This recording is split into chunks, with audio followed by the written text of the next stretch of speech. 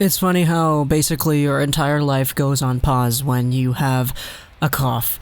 So I'm a bit closer to the microphone. I don't really feel like protruding my voice as strongly as I have in the past. Let's talk a little bit about Loui Eriksson, and specifically what Dan Murphy had to talk about earlier today on Sportsnet, because I felt that what Murphy had to say is something that I think a lot of Canucks fans haven't actually really been considering in the grand scheme of things when it comes to the Vancouver Canucks and just the overall makeup of the team in the context of Loui Eriksson. Murph was on the radio earlier today, I believe, and this quick little update on Sportsnet 650's Twitter summarizes what Murph said. He's talking about Loui Eriksson, he's talking about the James Neal trade, he's talking about Milan Lucic, and the whole involvement or potential involvement of Eriksson in those trade discussions. Murph says this: Calgary would not have done Eriksson for Neal.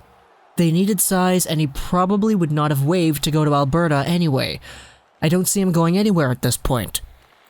Now, listening to the actual clip, Calgary, he goes into detail about how Calgary wanted size, grit, etc., which is why they got Lucic, and this is the justification to the idea that Calgary would not have gotten Eriksson had they had the choice. Additionally, Murph says that Eriksson most likely would not have waived to go to Alberta anyway, which further dispels any belief that an Eriksson for Lucic trade in the works was ever really going to happen. Aside from this, he also says that he doesn't see Loui going anywhere at this point, so let's talk a little bit about what exactly it's going to be like if Eriksson stays. Because I've spoken over the past few weeks in a few videos saying things like, oh yeah, there's no way he's on the team. He's gonna get traded. They're going to find a way to get that contract out of the system, whether that's a trade or Utica, because there's speculation that the Canucks would be potentially threatening Eriksson with an AHL stint if he doesn't waive. However, there is the very real possibility that he's just going to stay. So, what if? Loui Eriksson is a guy who definitely has not had his best seasons as a Vancouver Canuck.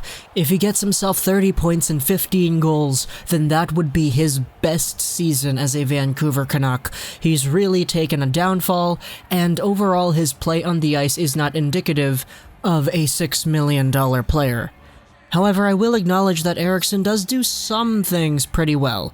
You could say what you want about his effort levels on the ice. Oh, he's the first one off at practice. He wears his suit under his jersey so he can get off the ice right away and leave. You can say whatever you want about that, but Eriksson, to me, is legitimately a pretty okay penalty killer, and I think that's probably one of his really good values that he does demonstrate out there on the ice. The penalty kill, the defensive zone pressure, the presence is pretty good in the Canucks' end. It's just that everything else just isn't really there, and that's where the disappointment comes from, because Eriksson did have 30 goals before, he did have 60 points before, and he didn't do any of that with Vancouver. So Eriksson, going into the year where he is basically 34, he just recently turned 34, there's really just a lot to be desired out of a game like his, and there isn't a lot of juice to fuel the idea that he's going to get better. He's just been getting consistent 20-point seasons, and going into next season, if he is on the Vancouver Canucks, there's going to be no expectations, if I'm going to be honest, and nobody's going to be sitting here projecting Eriksson to be better than what he was in the past, and nobody's going to be sitting here projecting Eriksson to be getting upwards of 15 goals like he did, or he used to be able to do, back with the Boston Bruins and the Dallas Stars.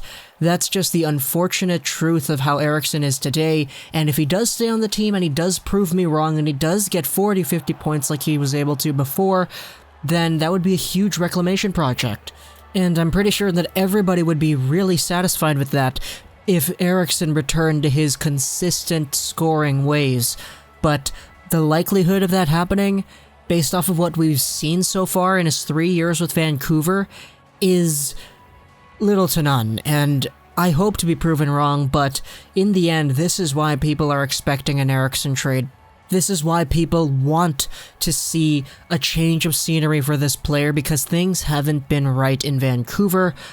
But if he does stay, then I guess we can hope for another 10 goals. If he does get 20, that would be amazing, but I don't know if that's going to happen. Hope you enjoyed this video, Social Death 99. I'm thinking of doing a potential NHL trade proposals video, so go to my community tab and comment down trade proposals. I can talk about them on videos once I get better. And bye.